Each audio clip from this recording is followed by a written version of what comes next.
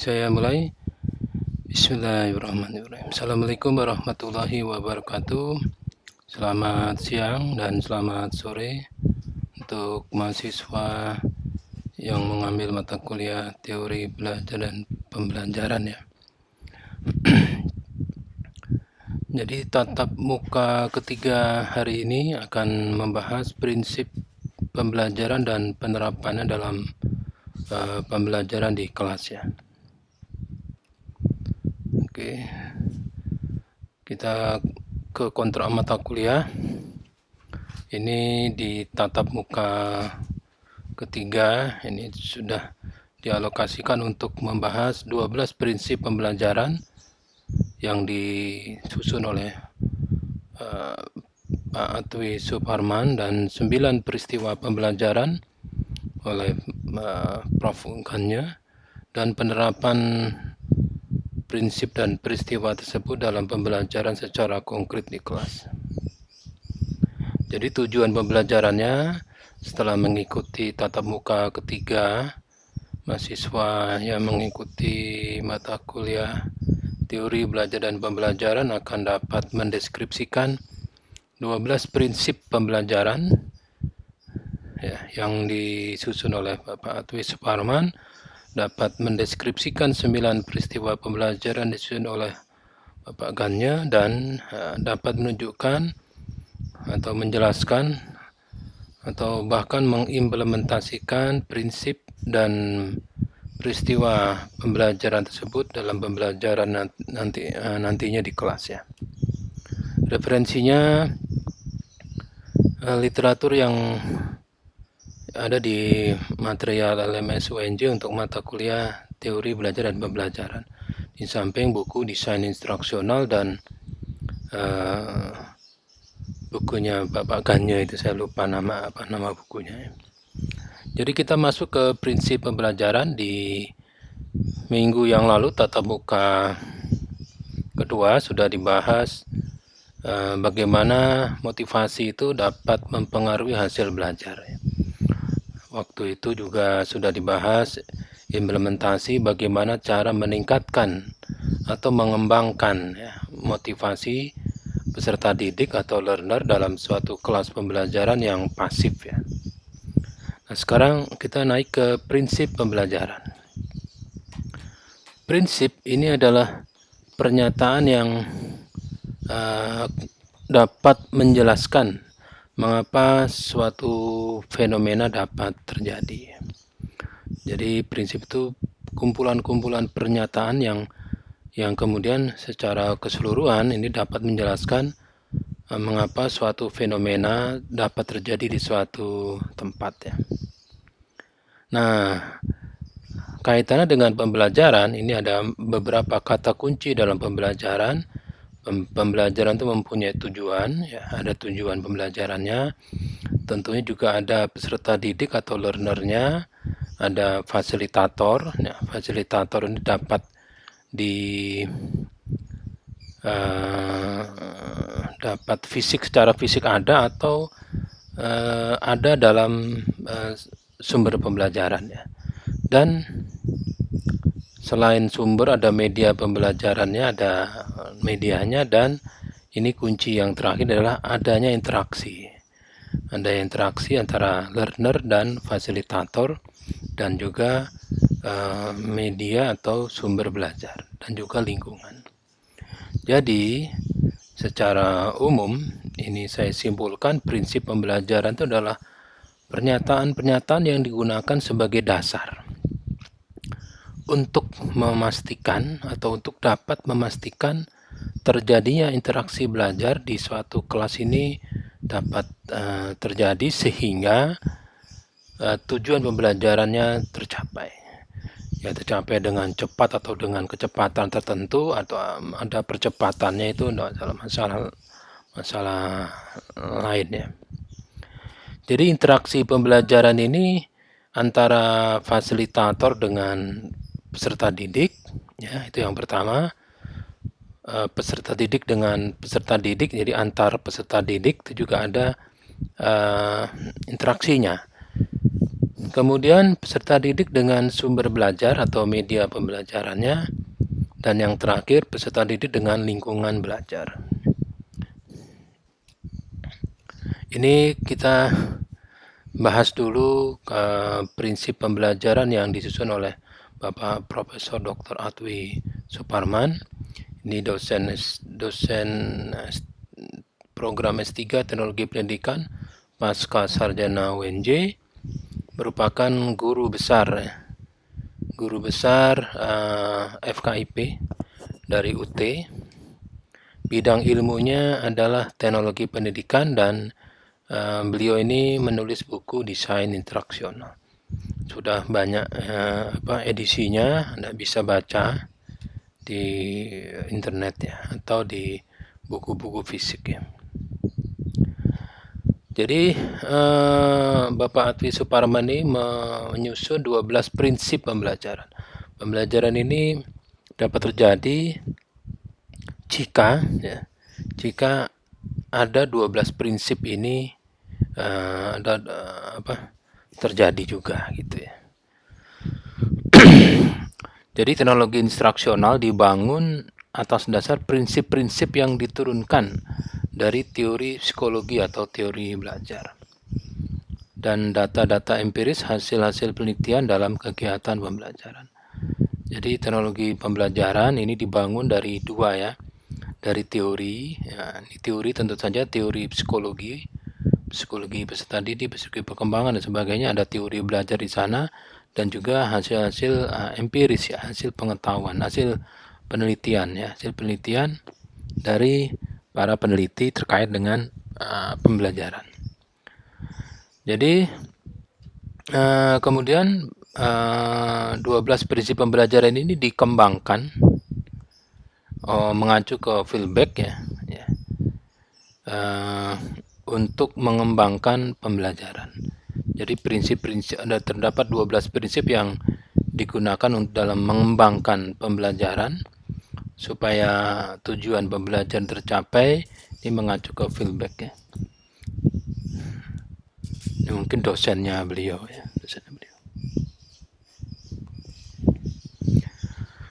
12 prinsip pembelajaran tersebut ini berfokus pada bagaimana mengimplementasikan hardware, software, ya, perangkat lunak, ya, bukan macam komputer ya, untuk mengkomunikasikan pengetahuan, keterampilan, sikap kepada peserta didik sehingga mengalami perubahan perilaku seperti yang diharapkan. Jadi ada 12 prinsip yang kita bahas. Yang pertama, prinsip pertama, respon-respon baru diulang sebagai akibat dari respon tersebut. Intinya ya, peserta didik ini kalau ada indikasi dia atau peserta didik tersebut mempunyai respon yang positif, ini sebaiknya respon positif itu akan diulang oleh peserta didik. Kita tahu bahwa respon yang menyenangkan cenderung akan diulang. Kalau seseorang mendapatkan hadiah atas suatu kinerjanya, maka untuk supaya hadiah itu dapat kembali dia peroleh, dia akan mengulangi lagi treatment atau langkah tersebut.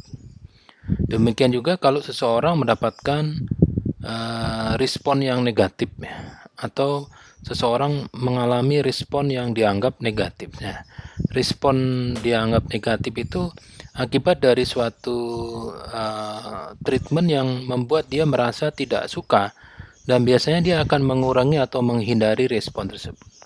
Jadi respon-respon negatif akan akan dihindari. Sehingga supaya respon selalu positif atau supaya peserta didik selalu ingin mengulang ya, mengulangi lagi respon positifnya dari dalam suatu pembelajaran, ini dalam implikasinya peserta fasilitator harus segera mungkin memberikan umpan balik positif atau reward kepada peserta didik, memberikan umpan balik positif. Misalnya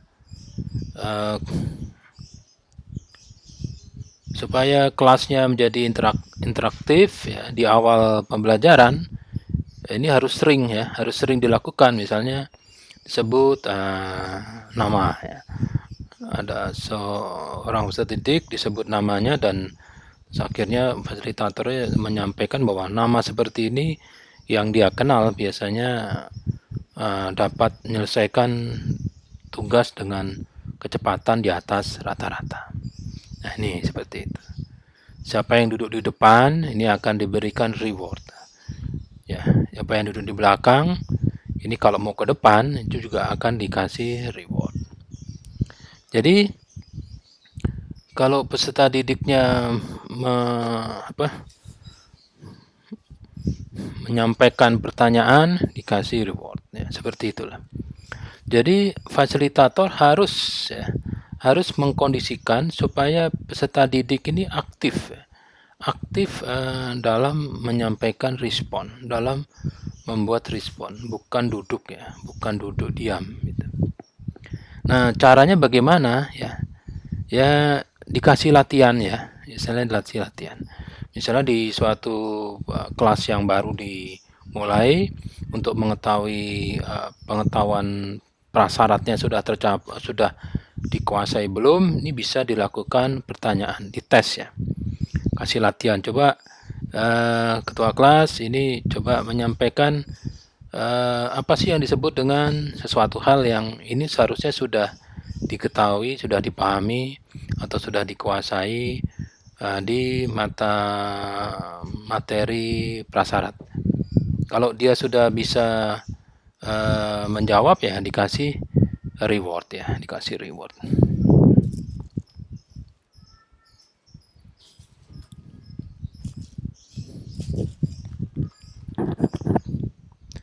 Jadi itu prinsip pertama ya, respon-respon baru diulang sebagai akibat dari respon tersebut.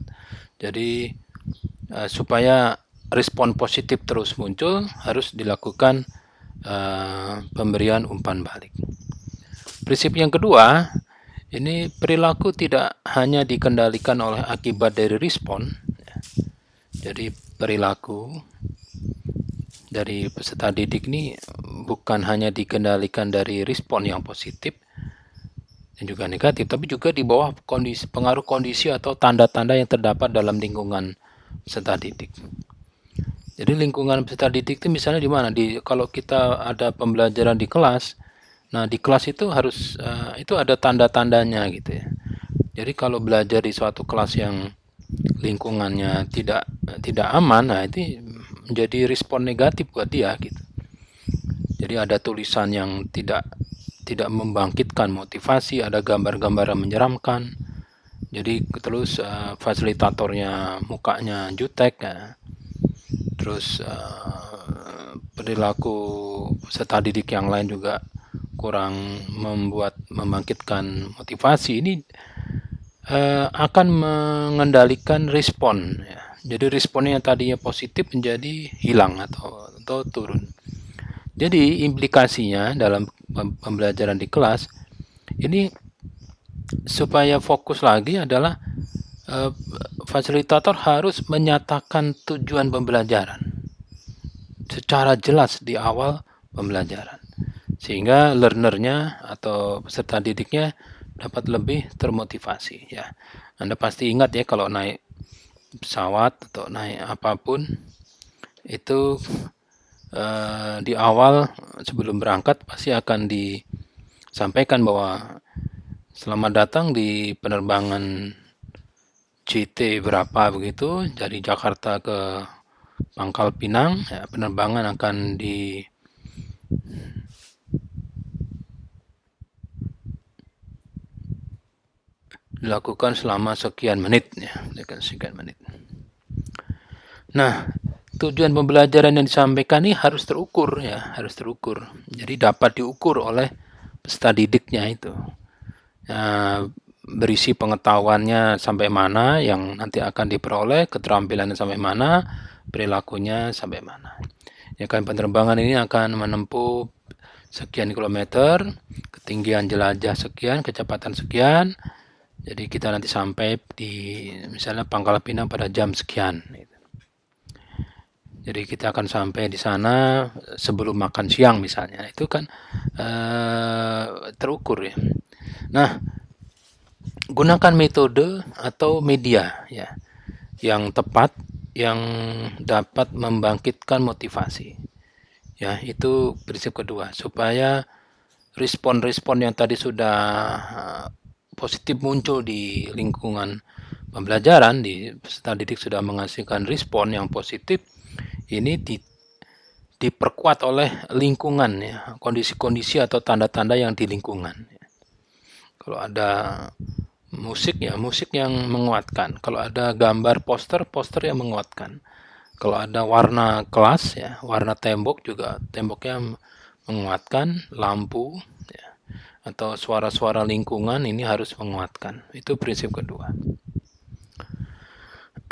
Prinsip yang ketiga, perilaku yang ditimbulkan oleh tanda-tanda tertentu akan hilang atau berkurang paling tidak frekuensinya bila tidak diperkuat ya dengan pemberian akibat yang menyenangkan. Jadi tadi respon-respon yang positif tadi yang sudah muncul di peserta didik di satu kelas pembelajaran ini bisa hilang atau malah berkurang kalau enggak diperkuat gitu. Kalau enggak diperkuat gitu. Jadi implikasinya bagaimana? Ya begini. Kalau pembelajaran ini pembelajaran yang Anda lakukan tuh harus isi pembelajarannya itu baru buat peserta didik. Gitu ya. Kalau isi pembelajaran atau materi pembelajarannya udah ke-40 kalinya diterima itu sudah males hilang nanti ini udah pernah nih gitu. Udah tidur deh gitu. Jadi isi pembelajaran harus betul-betul baru gitu ya, harus baru bagi learner. Sehingga kalau Anda mempunyai pengalaman memberikan materi pada kelas yang peserta didiknya sudah mengambil yang kesekian kalinya, ini akan berbeda responnya ya. Dan jangan lupa ya, mesti ada reward ya. Kalau learnernya menghasilkan kebaikan.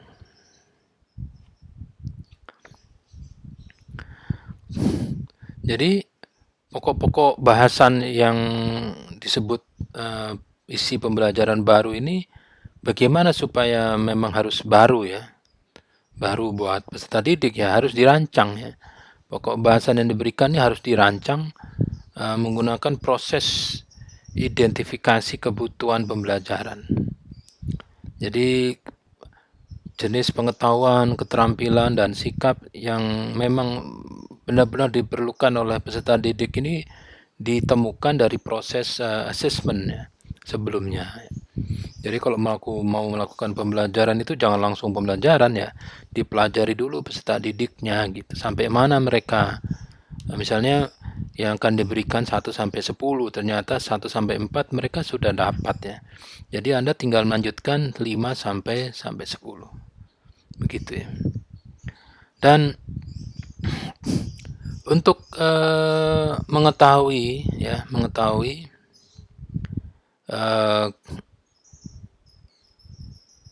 tanda-tanda tersebut itu sudah mau hilang atau berkurang atau naik, Anda harus sering-sering memberikan latihan ya, atau tes. Ini bukan ujian ya, bukan ujian tapi latihan atau tes. Jadi tes pengetahuannya bagaimana? Oh, sudah. Misalnya materinya 1 sampai 10. Ternyata dites dulu ya, dites dulu 1 sampai 4 ternyata semua sudah memahami. Berarti hari ini kita 5 sampai 10. 5 sudah diberikan, jangan ke 6. Materi berikutnya jangan langsung diberikan, tapi dites dulu apakah sebagian besar kita ambil cuplik saja, yang paling bego misalnya gitu. Kalau memang ada yang paling bego atau yang paling telat lola itu diberikan tes. Oh, ternyata sudah menguasai 90% materi 5. Diuji lagi dengan yang sangat brilian misalnya gitu. Ternyata sama menguasai. Sudah teruskan ke 6 dan seterusnya. Jangan lupa memberikan umpan balik positif ya. Wah, ini jawabannya sangat baik sekali gitu.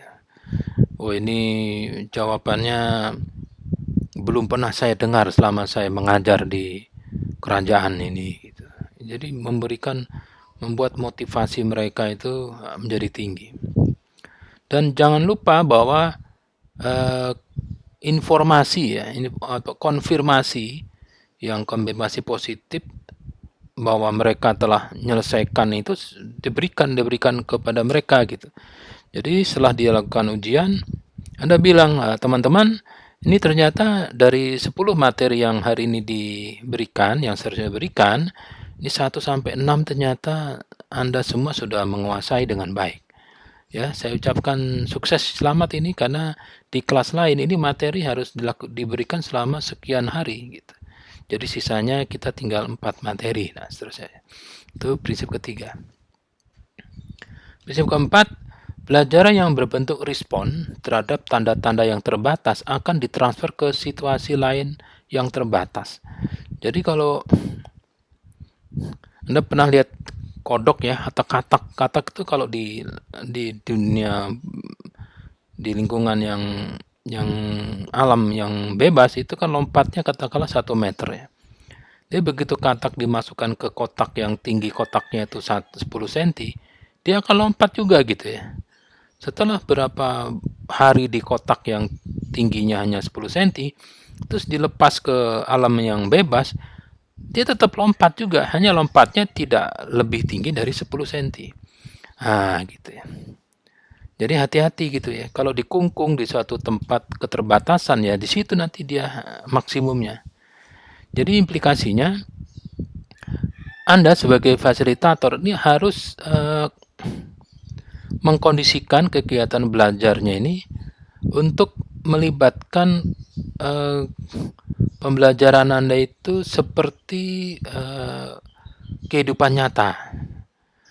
Kehidupan nyata tuh ya yang nyatanya peserta didik ya. Kalau peserta didiknya itu homogen, ya, berarti lebih enak. Tapi kalau Cilaka 17, kalau peserta didiknya itu ada 3 kelompok.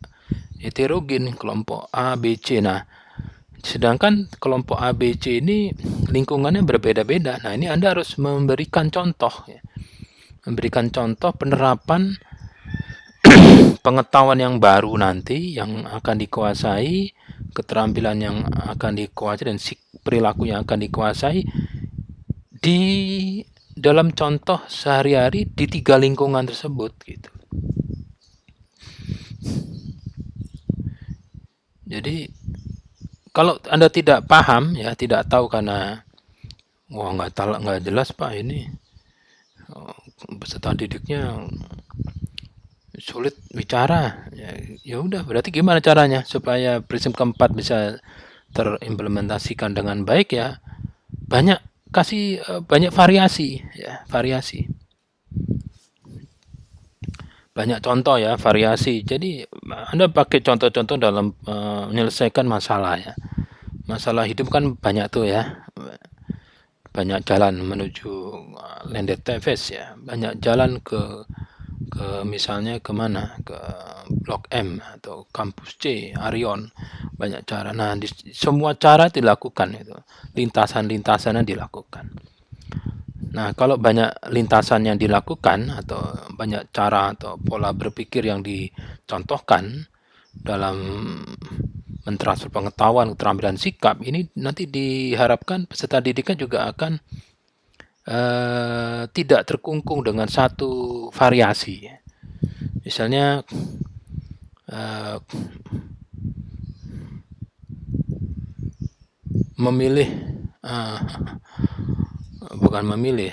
membuat lingkaran itu selalu dari angka 1. Jadi kalau Anda lihat jam tembok ya, jam analog itu kan jam 1 sampai jam 12 tuh angka 1. Kalau membuat lingkaran itu kan ada yang dari jam 12 terus ke 1, 2, 3 dan seterusnya. Ada yang dari jam 9. Nah, ini banyak. Jadi peserta didik suruh memecahkan masalah menggunakan pengetahuan keterampilan sikap di banyak cara, banyak variasi cara. Jadi kalau dia sudah banyak memiliki keterampilan dalam memecahkan masalah menggunakan banyak variasi, ini nanti dia tidak terbatas di satu variasi, satu teori, atau satu cara, banyak cara. Oh, kalau sering, wah, lebih bagus lagi. Gitu. Ya, seperti Anda pergi ke kampus, itu ada 17 lintasan. Nah, Anda setiap hari satu lintasan Anda coba. Nah, kalau sudah sebulan itu sudah 2 kali semua lintasan. Jadi suatu saat lintasannya mampet itu karena satu lain hal, Anda sudah tidak tidak pelongo-pelongo gitu ya. Itu analogi dari prinsip keempat. Prinsip kelima, belajar mengeneralisasikan dan membedakan. Jadi mengeneralisasikan itu menyimpulkan dari data-data ya menjadi kebenaran umum, dan membedakan adalah dasar untuk belajar sesuatu yang kompleks seperti pemecahan masalah. Jadi masalah itu kan tidak ada yang dapat diselesaikan dengan satu jawaban ya gitu, tidak ada. Jadi semua masalah biasanya kompleks ya, saling terkait, jadi ruwet. Jadi menegakkan benang basah, benang kering aja sulit untuk ditegakkan, apalagi basah, apalagi benang kusut. Wah itu. Jadi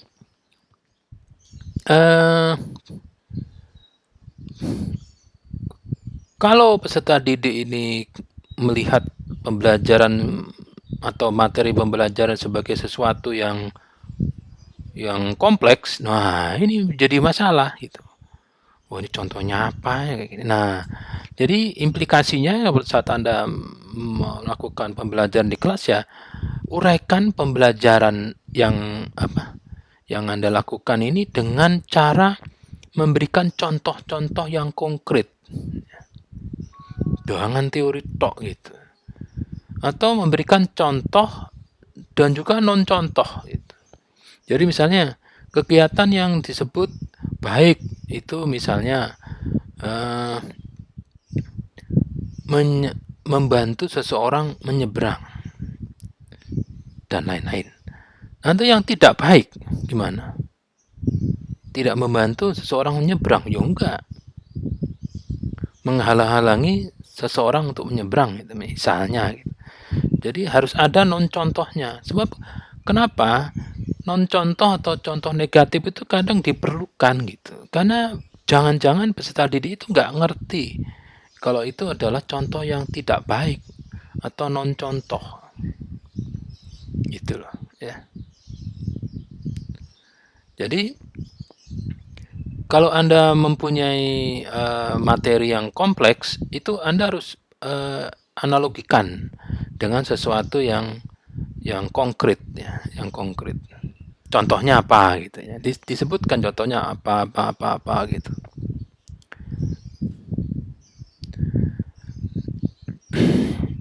Jadi kalau yang konkret itu seperti apa, yang abstrak seperti apa. Jadi dia mereka peserta didik bisa memahami, oh jadi masalah itu kompleks ya. Supaya tidak kompleks itu harus dipecah-pecah gitu ya, menjadi masalah yang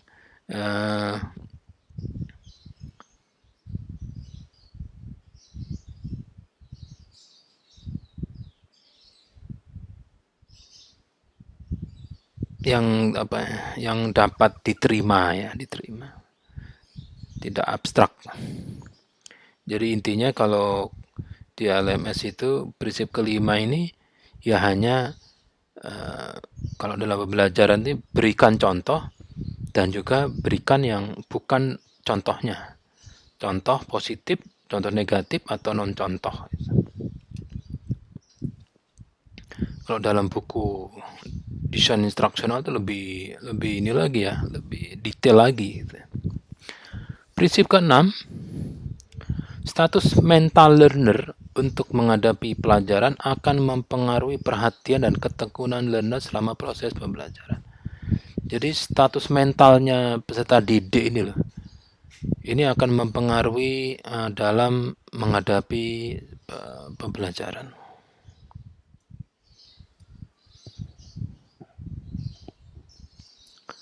Jadi implikasinya fasilitator harus menunjukkan ke learner cara menggunakan hasil belajar. Jadi kalau sudah menguasai pengetahuan, menguasai keterampilan, menguasai sikap yang baru, ini bagaimana caranya menggunakannya. Terus bagaimana cara mengembangkannya, bagaimana cara mencapai tujuan, terus penilaiannya bagaimana, dan yang lebih utama memberikan peserta didik itu apa sih keuntungan, ya, keuntungan si peserta didik jika telah menguasai tujuan pembelajaran itu apa gitu. Jadi kalau tadinya males gitu ya, terus Anda bilang ini mata pelajaran ini kalau nanti Anda kuasai, Anda bisa membuat marketplace, atau Anda dapat menghasilkan uang dalam waktu cepat, atau pelatihan ini kalau Anda lulus nanti Anda dapat meningkatkan passive income. Nah, gitu. Langsung semangatnya muncul. Jadi mentalnya harus dikuatkan, ya. Supaya bagaimana menguatkan mental, ya, mentalnya harus dikasih tahu oleh otak bahwa ini nanti kalau berhasil ini mempunyai peningkatan yang signifikan gitu ya. Prinsip ketujuh, kegiatan belajar yang dibagi menjadi langkah-langkah kecil. Jadi kegiatan belajarnya itu menjadi banyak, ya, kecil-kecil, dan disertai umpan baliknya. Untuk menyelesaikan setiap langkah yang kecil-kecil tadi akan membantu sebagian besar mahasiswa atau peserta didik. Jadi implikasinya yang paling bego adalah ya gunakan buku teks, ya. Buku teks itu kan babnya kan tidak mungkin satu, ya, modul-modul, ya. Modul itu banyak. Jadi misalnya Anda mau belajar apa gitu, belajar nyupir, loh belum bisa nyupir, sudah sekarang yang belum itu matic. Kalau matic modul 4 gitu. Modul 1, 2, 3 itu modul bukan matic. Modul 1, 2 itu modul mempelajari teknik menyupir. Modul 3 itu mempelajari menyupir menggunakan transmisi manual. Yang keempat ini matic, ya. Jadi modulnya banyak gitu ya. Nah, jadi setiap modul itu nanti ada ininya, latihan dan umpan baliknya gitu. Jadi modul pembelajaran ini dibuat dalam beberapa bagian, ya. Jadi bagian. Jangan modul, misalnya modul memasak atau modul membuat power supply, tapi babnya cuma satu, nanti bingung. Nah, dipecah menjadi misalnya 12 sub bab. Bab 1 sampai 12 atau 20 bab. Nah, setiap bab itu satu bagian dari subsistem. Di situ ada latihan dan tes. Sehingga kalau latihan itu dikerjakan dan hasilnya 80% sudah menguasai, ini dapat melanjutkan ke modul yang berikutnya gitu. Nah, setiap modul, di setiap akhir modul, di submodul, ini peserta didik akan termotivasi. Wah, saya sudah menyelesaikan modul 1 nih, tinggal 19 lagi gitu. Besoknya saya sudah menyelesaikan 13 modul. Nah, gitu terus. Jadi punya milestone, ya, punya tahapan. Tapi kalau belajar bukunya bab 1, hanya satu bab, bingung sampai mana kemarin gitu. Jadi fasilitator harus menganalisis pengalaman belajar learnernya itu, ya. Jadi mereka peserta didik ini harus mengikuti pembelajaran di kegiatan-kegiatan yang kecil, ya. Tiap kegiatan yang kecil-kecil itu dikendalikan ketercapaiannya, ya. Kalau sudah tercapai, indikasinya apa? Ada latihan dan tesnya sudah dibuat, sudah 90% atau 80% menguasai, boleh mengikuti modul yang berikutnya. Jadi langkah-langkah ya, ada langkah-langkah dibuat langkah, jadi langkah-langkah yang kecil. Prinsip ke-8, kebutuhan memecah materi belajar yang kompleks menjadi kegiatan-kegiatan kecil akan dapat dikurangi bila materi-materi yang kompleks itu dapat diwujudkan dalam suatu model. Jadi nanti akan ada materi belajar yang dianggap kompleks oleh sebagian besar peserta didik.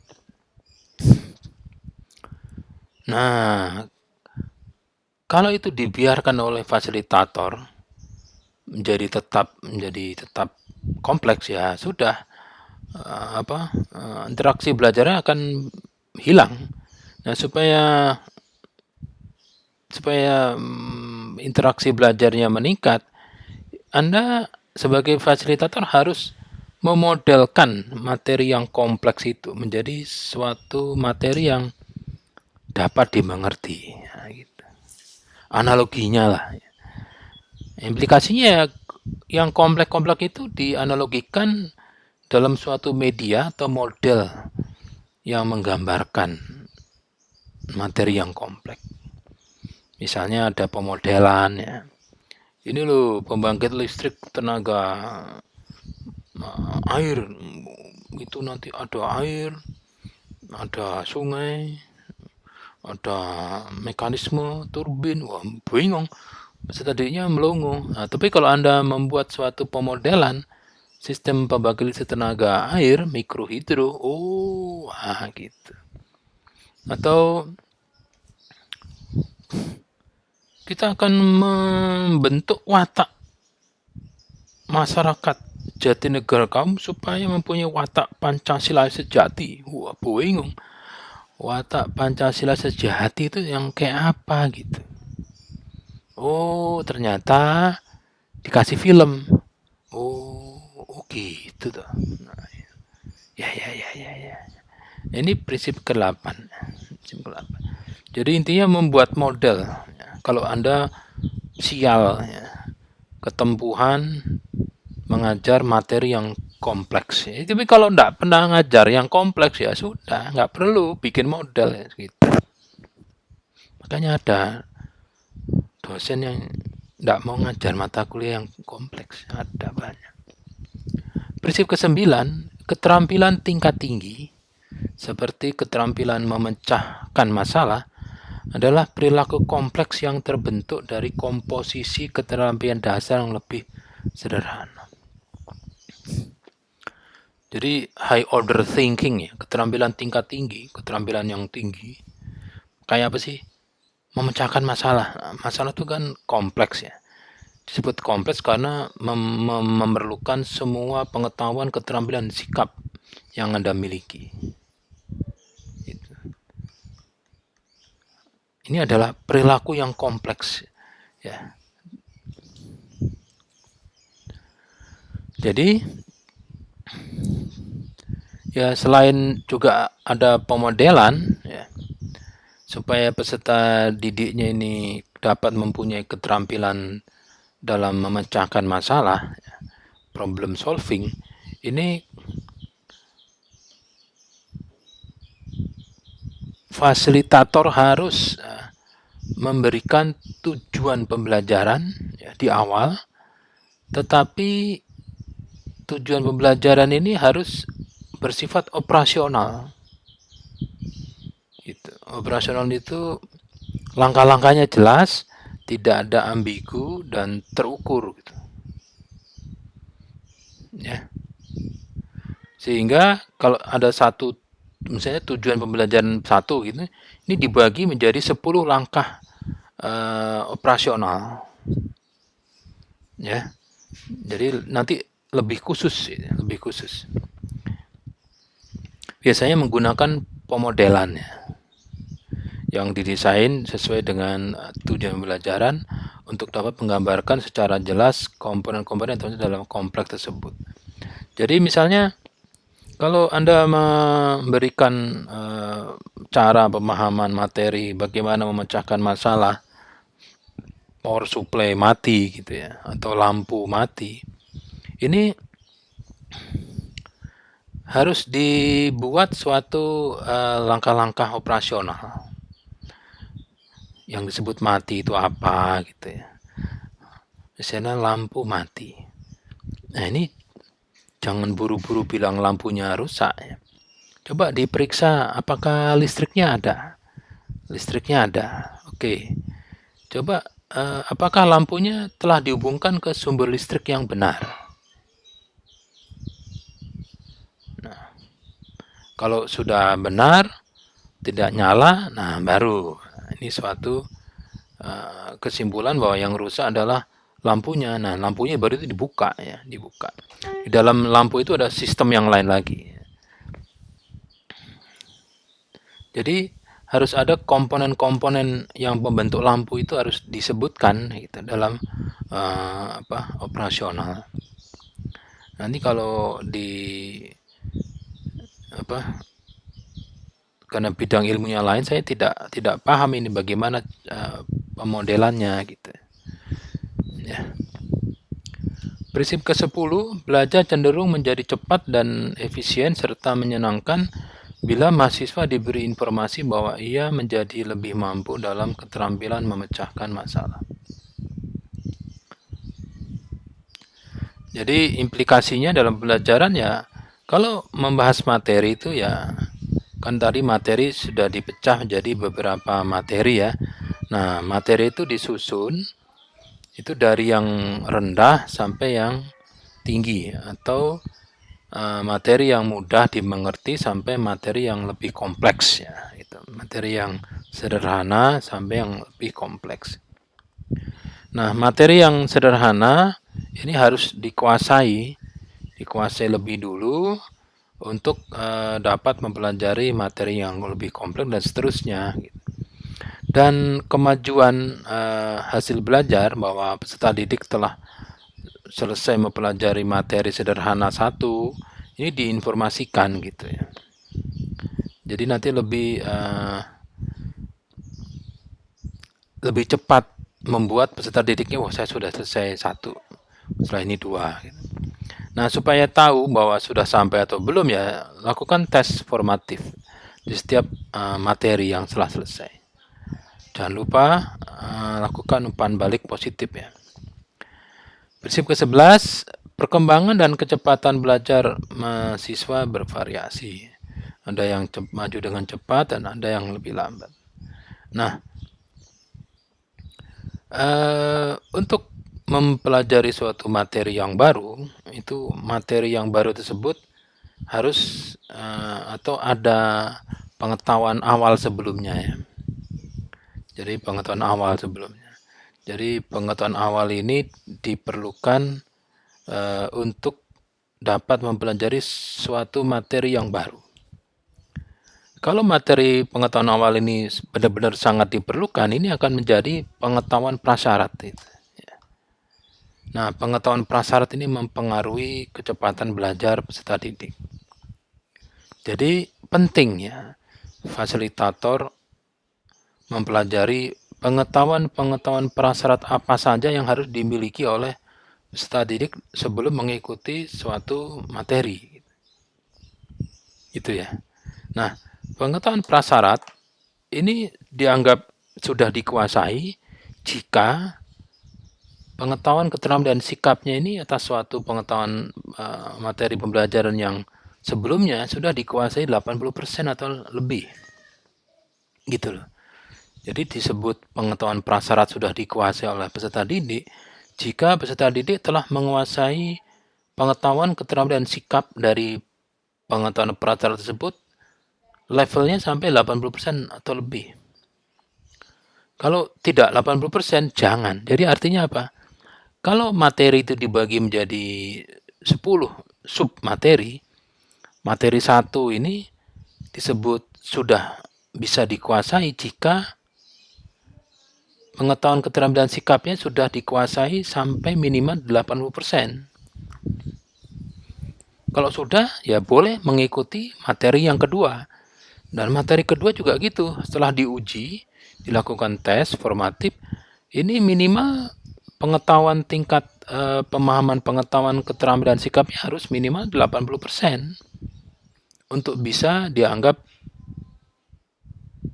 menguasai dan dapat mengikuti materi yang berikutnya dan seterusnya. Itu namanya belajar tuntas atau mastery learning. Jadi jangan belajar asal baca, dites nggak bisa, udah. Jadi ada kan prasyarat mata kuliah. Telah mengambil mata kuliah. Ya ini sesat. Telah mengambil mata kuliah itu kan namanya mengambil itu bisa aja dapatnya E, dapatnya A. Atau namanya mengambil itu kan buktinya ada di KRS. Nah yang ngisi KRS juga dia nggak ngerti. Saya nggak pernah ngisi KRS mata kuliah itu ya Pak. Tahu-tahu ada ya saya E dapatnya. Nah, begitu Anda ngambil mata kuliah X, dilihat sudah mengambil mata kuliah prasyarat ini sudah Pak. Hasilnya E. Oh ya boleh ikut itu. Kan sudah mengambil. Kecuali kalau sudah lulus mata kuliah X gitu, ini kan sudah mengambil. Nah, untuk mengatasi perkembangan kecepatan belajar mahasiswa peserta didik yang cepat-cepat ini berbeda-beda kecepatannya, itu bisa dilakukan dengan pembelajaran berbasis atau modul pembelajaran. Jadi modul pembelajaran dibikin menjadi 200 modul. Gitu. Jadi yang ini bisa diselesaikan dalam waktu 1 tahun. Kalau ada yang cepat, 6 bulan cepat, ya sudah, nggak apa-apa gitu. Dia bisa mempelajari modul yang 101 sampai 200. Gitu. Jadi karena ada modul pembelajaran, memungkinkan seseorang peserta didik dapat menyelesaikan materi pembelajaran sebelum peserta didik yang lain tanpa mengganggu fasilitator. Gitu. Ya karena ada modul, coba kalau tidak ada modul, wah cilaka. Jadi speednya yang kenceng itu jadi lambat gitu ya. Ya Anda lihat kan motor yang 1000 cc lewat jalan kemacetan di Jakarta ya, tidak bisa gigi 5, gigi 2, gigi 1, gigi 2, gigi 1. Nah, untuk mengatasi kecepatan pemahaman mahasiswa yang cepat-cepat ini fasilitator harus melakukan treatment ya, yang berbeda gitu. Untuk mahasiswa atau learner yang cepat atau yang normal atau yang slow ini harus ada treatment yang berbeda sehingga penyerapan materi pembelajaran suatu kelas ini dapat tercapai 80% minimal. Oke, sebentar.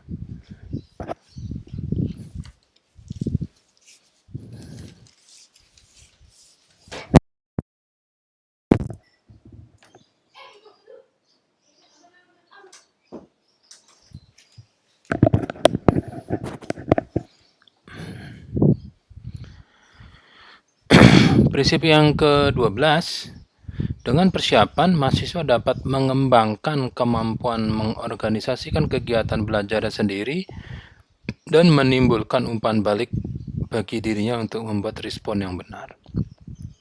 Ini memang kata-kata yang dipilih ya oleh Bapak Prof. Atwi Suparman ini ya seperti ini ya, panjang ya. Jadi maksudnya apa?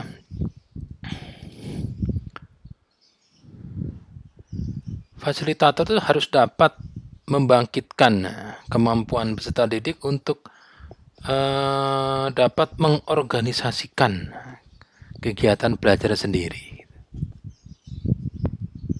Ya, tentunya mesti ada umpan balik ya, supaya ada respon yang baik. Jadi mahasiswa itu atau peserta didik ini dimungkinkan untuk memilih waktu belajar. Cara belajarnya bagaimana, sumbernya bagaimana, sehingga peserta didik dapat mencapai hasil belajar sesuai dengan tujuan pembelajaran. Misalnya ada pembelajaran yang waktunya itu kalau ini sudah terbukti saat ini ya, 24 jam, 24 7 hari seminggu, 365 hari setahun.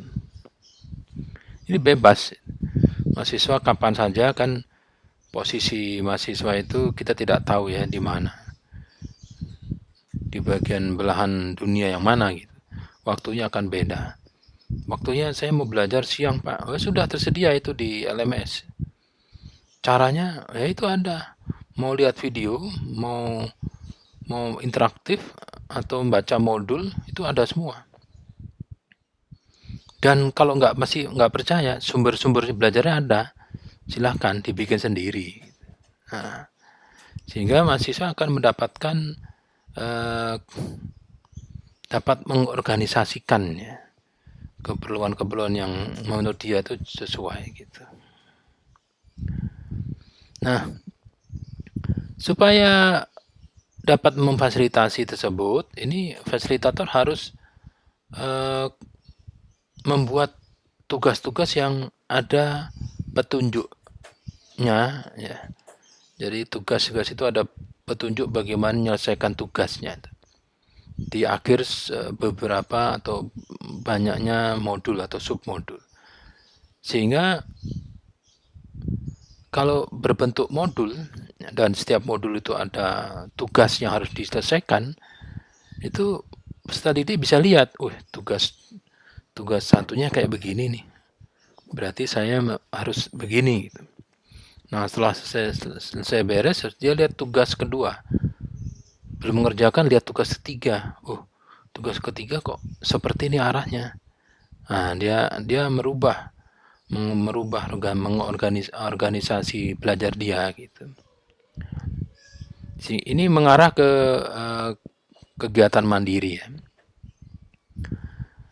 tanpa menunggu mahasiswa yang lain yang kecepatannya sama.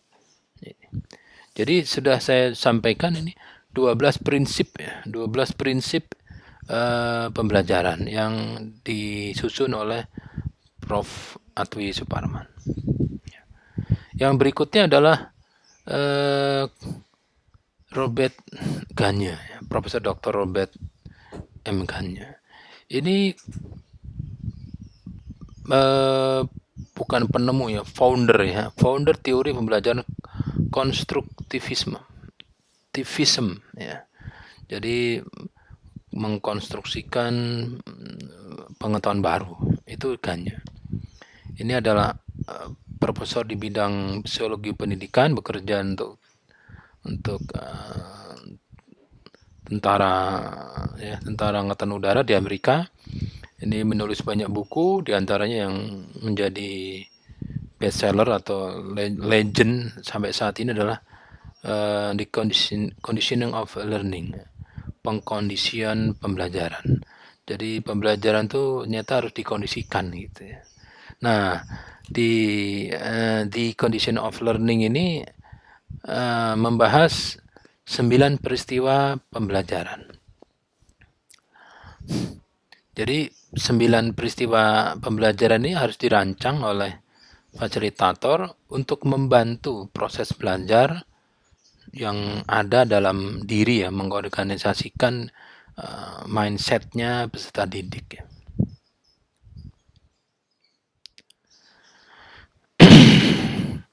Jadi ini tidak harus diterapkan di semua pelajaran ya, tidak semua,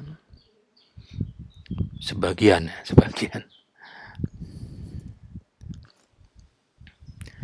Fasilitator ini perlu mengembangkan sendiri ya. 9 peristiwa pembelajaran ini perlu dikembangkan maksudnya, dengan kompetensi dasar untuk dapat membantu proses belajar peserta didik, sehingga 9 peristiwa pembelajaran ini tidak harus urut ya, dan tidak harus semua dipakai gitu, yang cocok saja gitu ya. Ya kalau cuma cocok ya silahkan 9-9-nya. Kalau 9 peristiwa pembelajaran ini terdeteksi muncul di suatu pembelajaran di kelas, ini hasilnya akan diduga kuatnya. Ini secara empirik ya, ini setelah banyak dibuktikan oleh banyak penelitian ya. Ini teori ini masih terbukti ya, masih terbukti. Belum ada yang membantah ya. Kita akan belajar, kita akan bahas 9 peristiwa pembelajaran. Peristiwa pertama, pembelajaran itu dimulai dengan menarik perhatian. Perhatian kok ditarik, bukan perhatian. Jadi perhatiannya siapa? Peserta didiknya itu loh. Tadinya masuk kelas, nggak memperhatikan, nah, begitu Anda datang, Anda wangi, wah, Anda ganteng, cakep, cantik, wah bajunya, waduh, gaya bicaranya dan seterusnya, ini membuat perhatian peserta didiknya terfokus kepada Anda. Jadi akhirnya minat dan motivasi peserta didiknya meningkat. Ya, ini bisa sesuatu yang kondisi yang baru, aneh, kontradiksi atau kompleks ya. Sehingga banyak tuh dosen-dosen yang kalau ngajar itu agak sedikit gila gitu ya. Oh, handphonenya lipat 3 gitu. Wih, tasnya yang kemarin seperti meletus balon hijau Dior, mereknya Dior. Was. Atau fasilitator memancing daya berpikir peserta didik supaya mendapatkan suatu ide yang unik. Datang-datang ngajar itu loh, dosennya ngomong, saya punya pengalaman ini. Siapa yang nanya gitu. Nah ternyata yang diceritakan ini membangkitkan kepo ya. Kepoism. Jadi peserta didiknya, wah ada apa gitu. Nah itu perhatian ya. Jadi memang harus perhatian, membuat perhatian ya. Gayanya seperti apa terserah ya. Anda punya style nanti. Jadi pertama, bikin semua peserta didik menjadi terfokus kepada Anda. Ujung-ujungnya supaya memotivasi peserta didik untuk mau mempelajari sesuatu pengetahuan, keterampilan atau sikap yang akan Anda sampaikan gitu ya, maksudnya itu. Peristiwa kedua, jangan lupa untuk menyampaikan tujuan pembelajaran. Gitu ya. Itu kalau sangat strike ya kalau Ganye itu. Jadi begitu masuk dalam satu kelas pembelajaran, di awal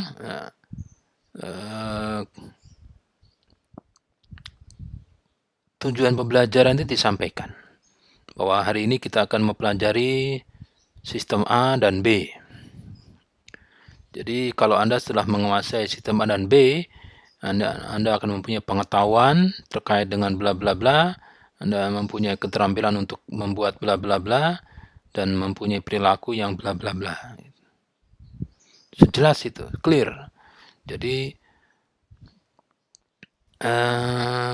apa yang harus dipelajari terhadap pengetahuan, keterampilan, dan sikap.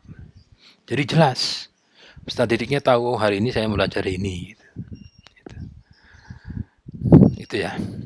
Tapi kalau ada ini misalnya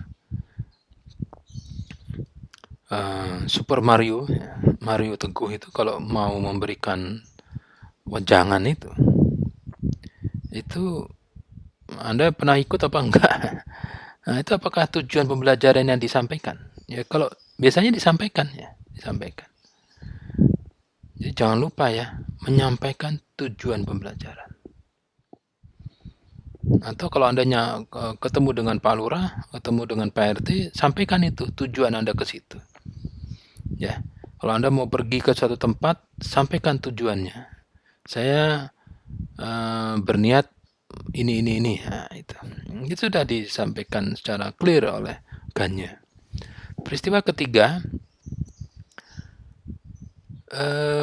peserta didik itu harus dikondisikan supaya mengingat konsep atau prinsip yang telah dipelajari sebelumnya.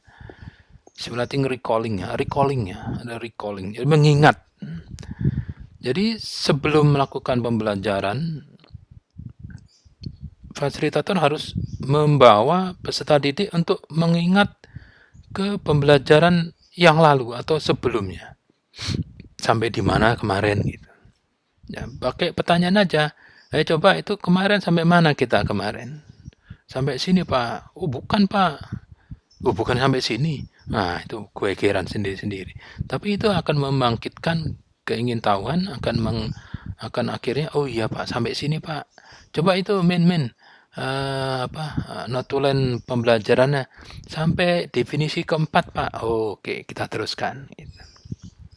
Jadi menggodain otak supaya otak itu mengakses memori yang kemarin sampai mana.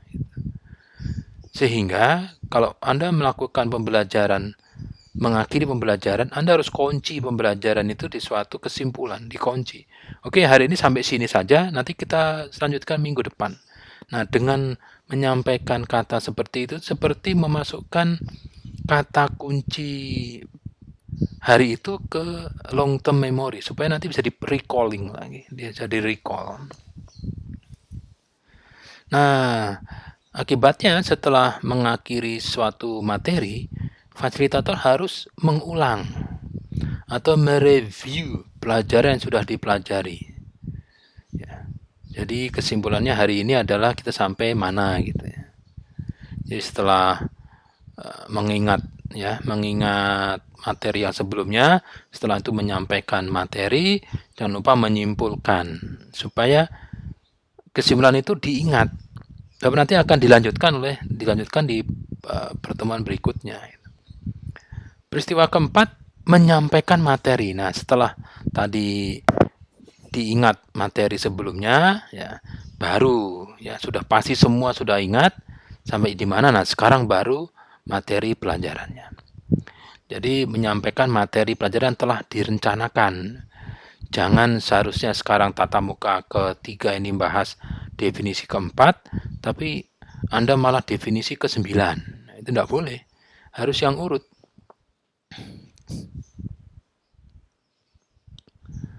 Ya, harus sesuatu yang sudah direncanakan. Tidak boleh melakukan pembelajaran sesuatu yang tidak direncanakan. Gitu. Tidak boleh. Gitu. Karena nanti peserta didik yang sudah belajar itu akan kehilangan motivasi. Ya, udah belajar, kurang beda. Peristiwa kelima, memberikan bimbingan belajar. Nah, pada saat setelah menyampaikan materi, tentunya ada peserta didik yang pada suatu saat ini tidak fokus atau fokusnya hilang sebentar, sehingga kehilangan suatu momen, kehilangan suatu frase atau kata, sehingga pernyataan-pernyataan tertentunya tidak lengkap dapat dipahami. Nah, untuk dapat mendeteksi bahwa ada yang seperti ini fasilitator dapat memberikan pertanyaan-pertanyaan ya yang dapat diberikan kepada learner supaya dapat membimbing proses. Jadi prosesnya bisa langkahnya bisa urut, pola berpikirnya bisa runtut, dan akhirnya dapat diketahui, oh ini hilang ya langkah ketiganya. Iya Pak, saya tadi lagi ini Pak, lagi gitu. Nah, diberikan solusinya, oh begini, diberikan jawabannya sehingga prosesnya kembali menuju proses yang benar.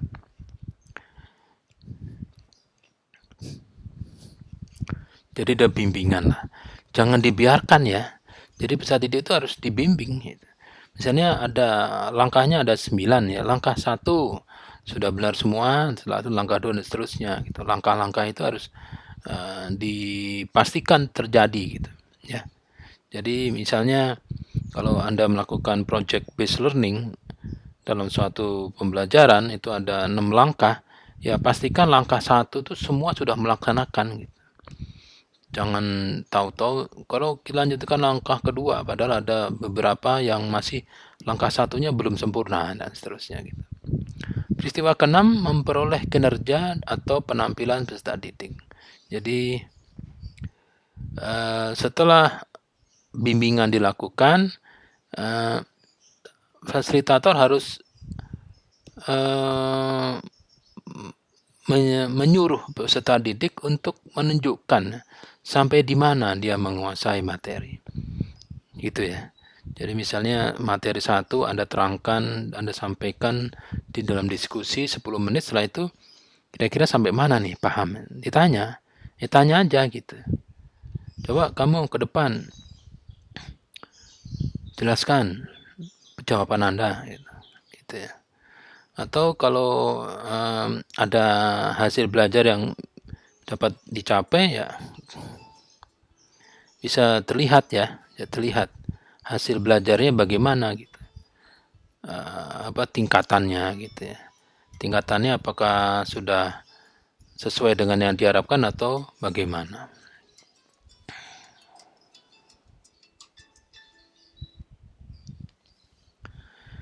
Jadi mendapatkan kinerja ya. Kinerja peserta didik. Kinerja di sini adalah kinerja hasil belajar. Hasil belajarnya dilihat sampai mana gitu ya. Oh, sampai sini, belum, masih 70%, belum sempurna, ditingkatkan lagi. Oh, sampai sudah 90%, oke, sudah bagus. Kalau enggak kinerja, penampilan ya. Kalau penampilan ini kan mungkin dari sisi sikap ya, perilaku. Yang ketujuh, kalau ternyata tadi kinerjanya belum baik atau sudah baik, ya kasih umpan balik ya, berikan umpan balik.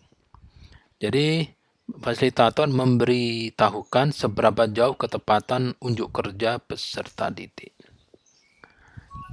Oke, ini hasil belajar sudah baik ya. Oke, diteruskan ya, ditingkatkan. Yang teman kita ini masih mendekati ya, masih mendekati. Coba diulangi lagi jawabannya, yang sekarang sudah baik ya, seterusnya gitu. Jadi ada umpan balik. Peristiwa ke-8, menilai hasil belajar. Nah, untuk mendapatkan hasil belajar dari proses pembelajaran atas masing-masing peserta didik, ini perlu diberikannya tugas atau tes yang dapat mengukur seberapa jauh peserta didik menguasai tujuan pembelajaran. Ya dikasih tes saja ya, dikasih tes, bisa multiple choice atau essay atau wawancara, nanti akan diketahui hasil belajarnya. Ya kalau belum mencapai ya berarti dievaluasi lagi ya, dievaluasi lagi. Kalau sudah mencapai kasih reward ya. Nah ini peristiwa ke-9, memperkuat retensi dan transfer belajar. Jadi men-trigger kemampuan mengingat ya, dan mentransfer yang ada dalam kognitifnya peserta didik untuk dapat memberikan rangkuman ya, merangkum hasil pembelajaran, mendapat mereview atau mengimplementasikan pengetahuan keterampilan sikap yang telah dipelajari. Jadi bisa saja diminta peserta didik ya, beberapa orang contoh gitu, untuk mengulangi kembali ilmu yang telah diperoleh seperti apa dalam bahasanya mereka, atau peserta didik dapat mengimplementasikan pengetahuan keterampilan sikapnya di suatu kasus ya. Nanti akan terlihat ya. Kalau sudah bisa mengimplementasikan atau mempraktekkan, berarti transfernya sudah baik. Oke, saya kira sudah selesai ya, 9 peristiwa yang ada dalam suatu pembelajaran. Ini disampaikan, disusun oleh Profesor Dr. Robert M. Gagne, dan juga 12 prinsip pembelajaran yang disampaikan oleh Profesor Dr. Atwi Suparman. Jadi sampai di sini tatap muka ketiga, prinsip-prinsip pembelajaran dan penerapannya dalam pembelajaran di kelas sudah saya sampaikan. Jangan lupa ada kuis atau tugas-tugas yang ada di LMS ya. Kalau ada pertanyaan silahkan bertanya di WhatsApp atau di LMS ya. Sampai di sini, selamat siang, selamat sore, assalamualaikum warahmatullahi wabarakatuh.